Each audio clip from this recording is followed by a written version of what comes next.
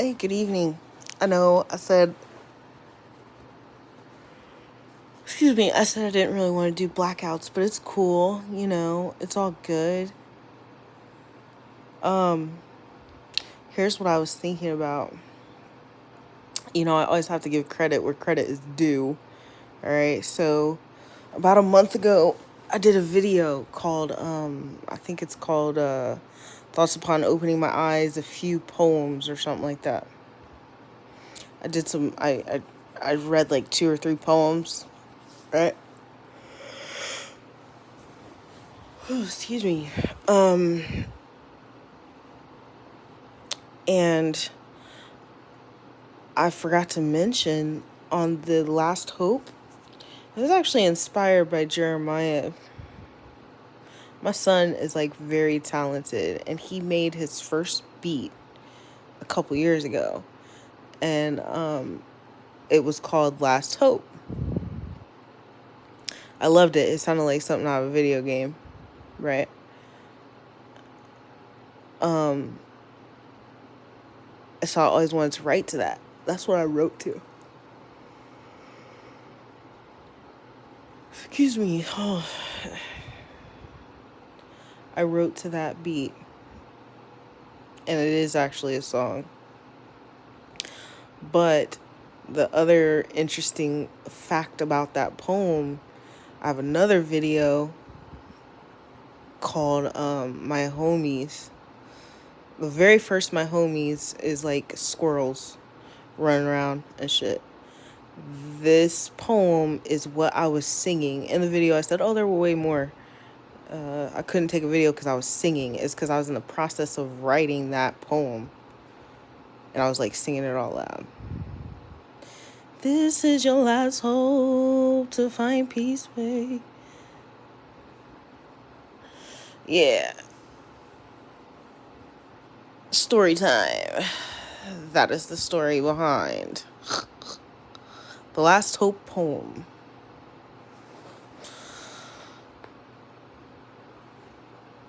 It was inspired by my son's beat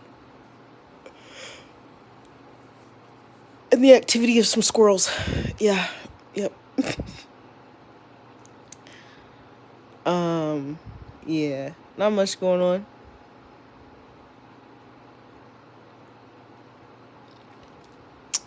I should really be asleep. I actually was asleep, and then Aaron hopped in my bed, which woke me up. Because he does this weird thing where he thinks that he's hiding. You're in the bed with me. I know you're there. He'd be trying to hide and shit and act like he's not there. And I know you're there. So now I'm up. And though I'm yawning, I've literally been up for like an hour trying to go back to sleep, So that was what came to mind.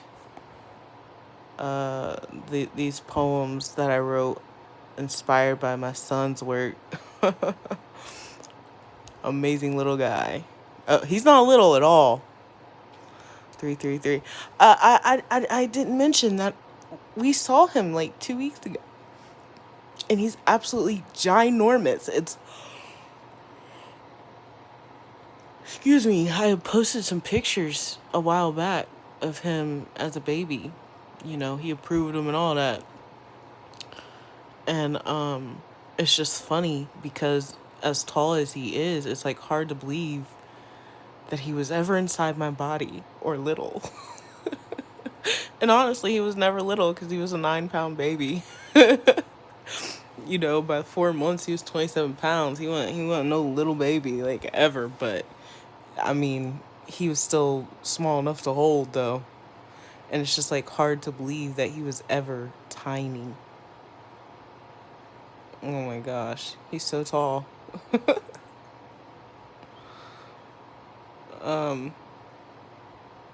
Yeah, so we did see him. It was wonderful. It was absolutely wonderful. A lot of people, everybody does have their struggles and things like that. I find it upsetting that people have this idea that, somebody went off on me or somebody did something to me, so I'm not going to help them. Because there's things like this, like being kept from my children is one battle, right? That's one battle. Then you add on like the gang stalking, then you add on all these things, and like I just find it so incredible that everyone thought I was supposed to just be nice to everyone all the time.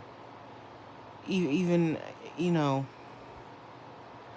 there's only so much people can handle, and I'm handling it the best I can, but it kind of gave me a little relief to see him. I shed some tears. I had some moments where I was highly emotional. You know, I think the most important thing to take away from my experience is, there's that saying, like, you don't know what someone's going through, so always be kind. I think that it should really be changed to, like, you don't know what somebody's going through, so don't count them out on that day they're not kind. You guys really give people, like, first impressions, and that's it. And that's not fair. Because you don't know what somebody's going through. And they may be kind 99% of the time, and that 1% you are so willing to, like, not assist. And I'm not saying that's what people are doing now, but I know that happened to me.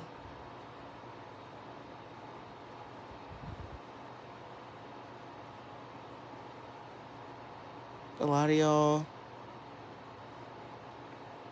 that have that rhetoric, like, you don't know what severe financial abuse looks like. You don't know what being kept from your children looks like. You don't know what any of this shit looks like, you know.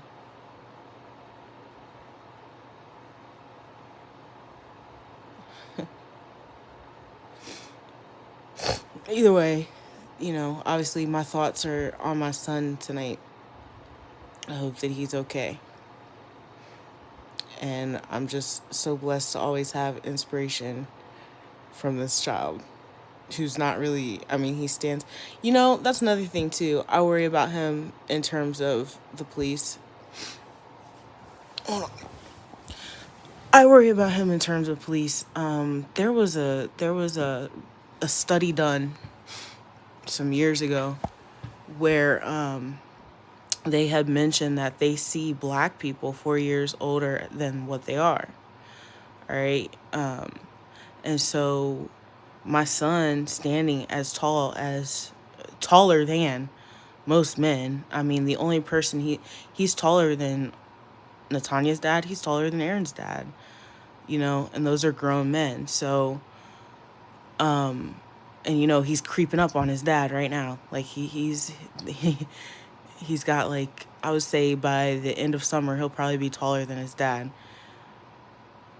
If a police officer sees a child 4 years older than they are, and my son already stands taller than most men, how old do you think my son looks to police officers? I'm not actively worried about it. For the most part, he's a good child and he doesn't really venture off or do anything, It's not, I highly doubt that, like, in the next few months, he would be stopped by police and treated poorly. I doubt it. Okay, but just a hypothetical for some of the people out there whose children are similar, you know what I'm saying?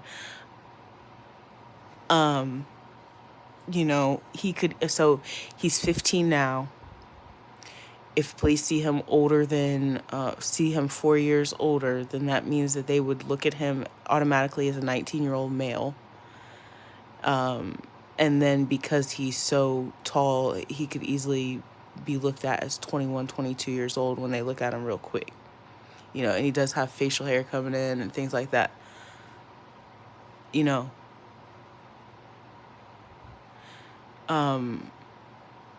maybe this should have been something. I've had talks about it. Maybe this should have been something I put in a different video. I stray away from race relations a lot of the time. I think now we're at like 5 videos about race. I avoid it because my channel is like everybody friendly. You know what I'm saying? And I try not to focus on the divide.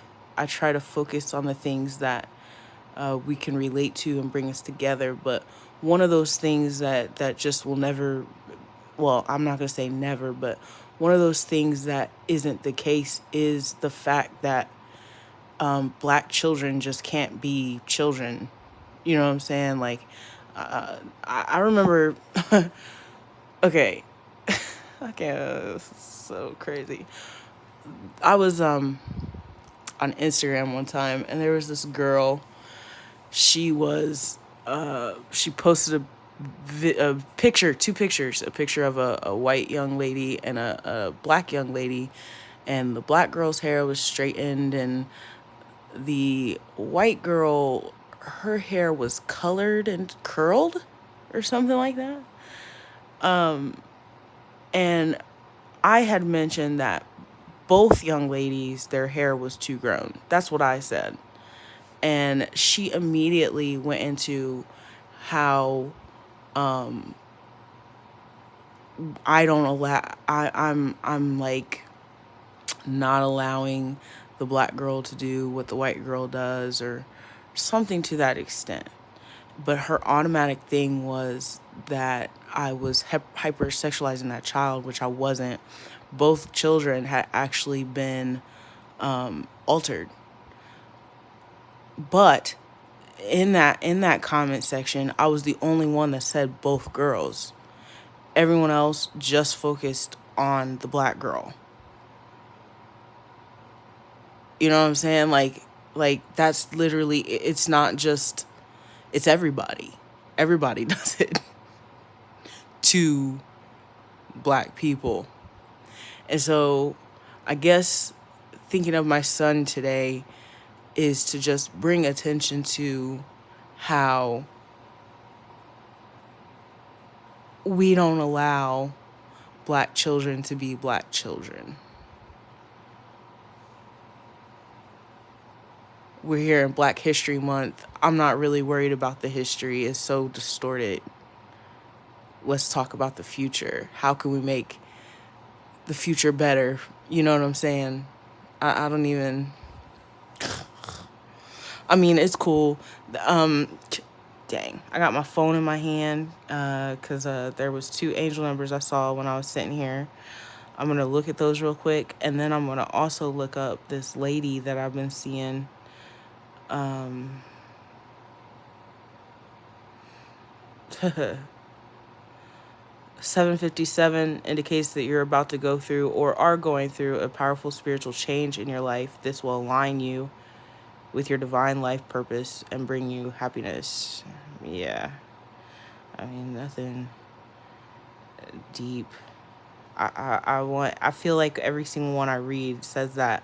But of course, look, I've actually mentioned 757 twice. Okay? And both times it was something different. This is now the 3rd time. It's always something different. It's just like what you need to hear at that moment. You know what I'm saying? Unlocking its powerful spiritual meaning.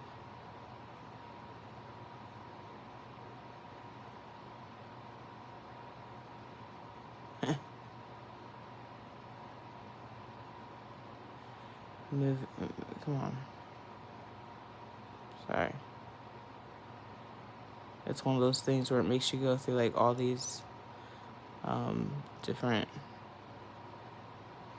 Forgive or be honest with your partner. and a major shift is coming your way. Anyway, the last time I read it, it was something about knowledge. Knowledge is power, something like that. I was like, wild. That was actually a video. It was a video.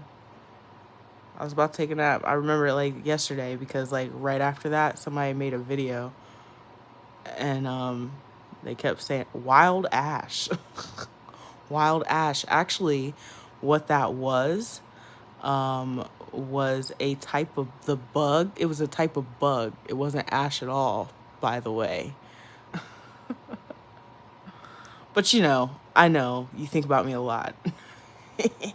Anyway, 808 angel number is a message sent by your guardian angel that means you're on the right path in life. Your hard work is necessary if you're going to continue on your divine path.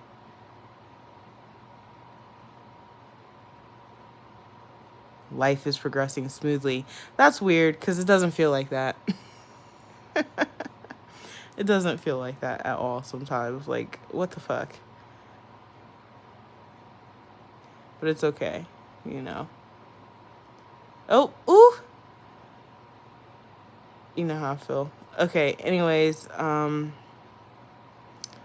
gotta say, because I literally just opened up and saw here Bad Gallery posting her Vogue pictures.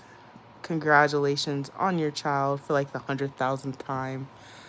Okay, 100 millionth probably. You got a lot of supporters and everything.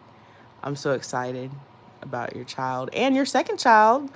And I feel like it's a time for me to redeem myself because remember, I had a video where I was like in this yellow bikini thing. Oh, it wasn't a bikini. It was lingerie. But I said, for once in my life, I could feel like I'm the most attractive woman in the world because Rihanna is pregnant. Now, technically, you know, pregnancy is a technicality and she wasn't fat, right? But I was like, oh, this is my opportunity to beat her before she snaps back. Then I'll be the skinnier one, right? No, yeah. So this is my redemption because you're pregnant again. Ha! I'm going to get you this time. I'm going to catch up with you this time. All right, anyway.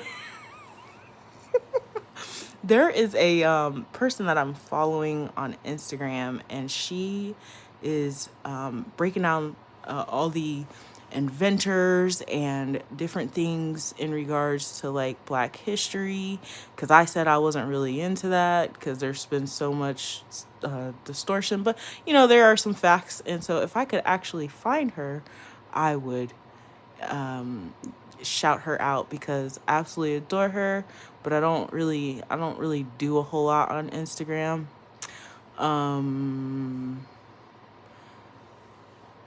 It's just not my vibe. But the reason I follow her is because she loves vocabulary and she does like daily vocabulary. But this month she's just been doing a whole bunch of, every time I get on there, she's usually there, but for some reason she's not. So we're going to see if we can track her down. Beverly Mahone, Auntie Bev. Every day that I have hopped on, I see her talking about, it looked like Black history vocabulary. The you know, people who've invented things, even how the N-word came to be. You know, she's a wonderful lady, and so check out her channel for the Black history facts and great vocabulary. Okay, I haven't really been using it, okay, but it's still just fun. I like words. Everybody should know that now. If you've been here, you know I like words. Okay, anyways, this is all. I feel like I woke up even more now, and I'm like hyphy now, so I need to calm back down and go to sleep. Good night.